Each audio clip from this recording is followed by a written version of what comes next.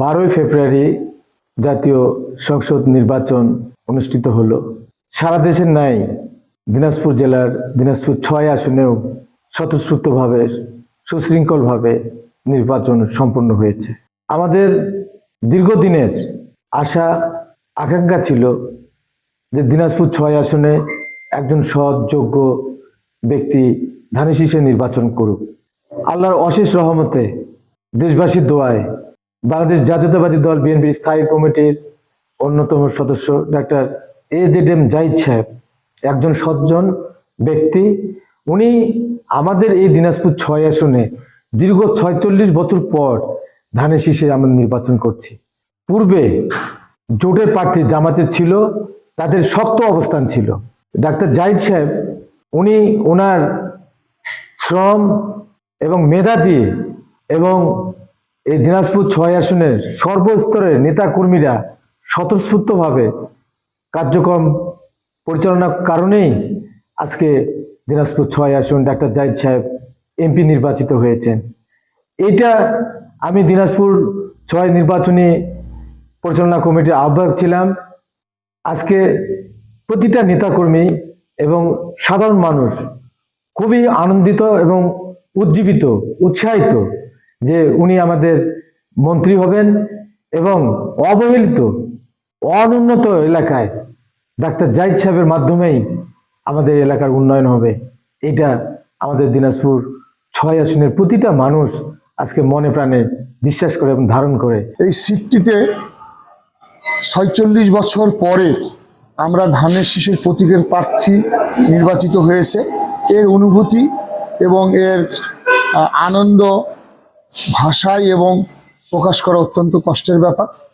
এই নির্বাচনে আমাদের সংগঠনের বিএনপির প্রতিটি নেতাকর্মী, প্রতিটি সদস্য, আপামর জনসাধারণ যেভাবে আমাদেরকে ভোট দিয়েছে, আমাদেরকে যেভাবে সহযোগিতা করেছে, আমরা দিনাজপুর 6 আসনের মানুষের কাছে বাংলাদেশ জাতীয়তাবাদী দল বিএনপি আমরা কৃতজ্ঞতা প্রকাশ করতেছি। অধ্যাপক ডাক্তার AZM জাহিদ হোসেন সাহেব অত্যন্ত গুণী মানুষ একজন, শিক্ষিত মানুষ একজন, এবং উনি নির্বাচন পরবর্তীতে উনি যে বক্তব্যগুলো আপনারা রেকর্ড করেছেন বা বিভিন্ন মিডিয়াতে আসতেছে দেখেন, উনি কিন্তু সকলকে নিয়ে, সকল ধর্ম বর্ণ সকলকে, সব দল মত সকলকে নিয়ে উনি কাজ করার প্রত্যয় ব্যক্ত করেছেন। তাই আমাদের অনুভূতি এটা ভাষায় প্রকাশ করা যাবে না। 46 বছর পরে আমাদের এই ধানের শীষের প্রতীক এখানে আমরা পুনরুদ্ধার করতে পেরেছি। আমরা আমাদের দলের যারা নেতাকর্মী আছে তাদেরকে আমি বিশেষ করে উপজেলা বিএনপির সভাপতি হিসাবে আমি আহ্বান করতেছি 4 থানার নবাবগঞ্জ, ঘোড়াঘাট, হাকিমপুর এবং বিরামপুরের যে আমাদেরকে আরও সহিষ্ণু হতে হবে, আমাদেরকে আরও দায়িত্বশীল হতে হবে এবং আমাদের দ্বারা যাতে মানুষের যাতে কোনো ধরনের কষ্ট না পায় আমাদের দ্বারা, সেই জিনিসটাকে আমাদের মাথায় রেখে এবং উন্নয়নের স্বার্থে সকলকে সাথে করে নিয়ে, সকল দল মত নির্বিশেষে সকলকে সাথে করে নিয়ে আমাদের গরিব দেশ, এই দেশটার উন্নয়ন করতে হবে।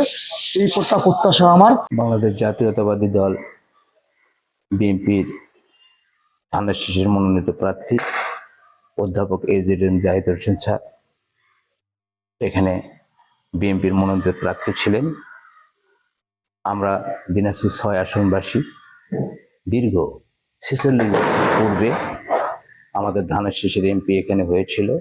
অদ্যাবধি দীর্ঘদিন ধরে আমাদের ধানের শীষে কোনো প্রার্থী ছিল না এবং আমাদের যে প্রার্থী মহোদয় ছিলেন অধ্যাপক AZM জাহিদ হোসেন স্যার, উনি আমাদেরকে হাতে কলমে শিখিয়েছেন ভোট কীভাবে করতে হবে এবং ভোটের যে উপকরণ সামগ্রী প্রয়োজন ছিল সেগুলো আমরা আমাদের চাহিদার পূর্বেই উনি সরবরাহ করেছেন এবং সেই কাজে অসংখ্য ডক্টরগণ নিয়োগ ছিলেন এবং নির্বাচন কাজ পরিচালনা করার জন্য যথেষ্ট পরিমাণে লোক যে প্রক্রিয়া সম্ভব সেগুলিতে যুক্ত ছিলেন।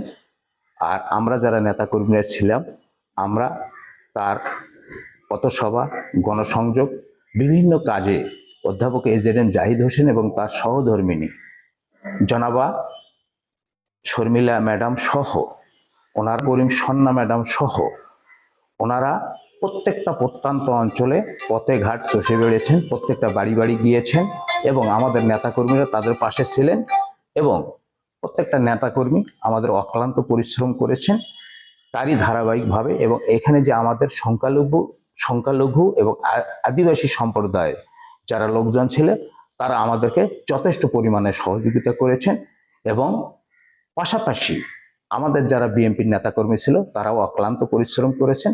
সকলেরই পরিশ্রমের বিনিময়ে আজকে 46 বছর পর আমরা ধানের শীষকে উদ্ধার করতে পেরেছি, এটি আমাদের সাফল্যতা। Stella featuring next level.